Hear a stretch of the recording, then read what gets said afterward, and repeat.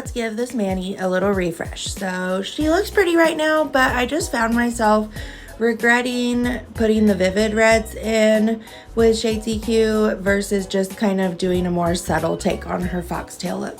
So I'm separating out that fringe area where we did those more vivid pieces. We're going to lift those back out, and I'm just kind of diffusing it. And hot tip on short hair, if you're doing back-to-back color like this with a more diffused connection at their root, just use one foil. So I folded my foil up and painted right on top of it. Now I'll go in and do a second foil and fold that on top and paint my lightener, just diffusing to the root. And I'll just fold it in half once, and I can paint right on top. I make sure it goes all the way up to her root, so I'm not going to end up with bleeders. But this is great for back-to-back color if I'm doing some low lights or just a little bit of dimension, maybe through an all over blonde. So with detail work or longer hair, this is not always an option, but it's a nice little trick to have in your back pocket.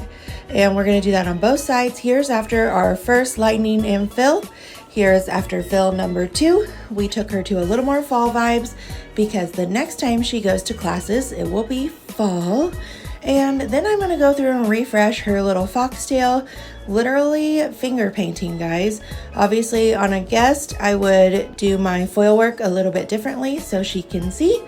But this is a very just like visual application. There's not a ton of method to the madness. Don't overcomplicate it.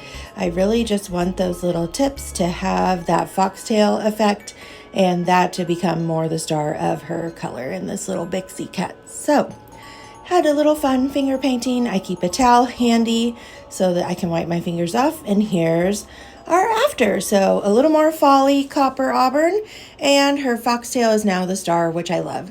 Thanks for watching, y'all.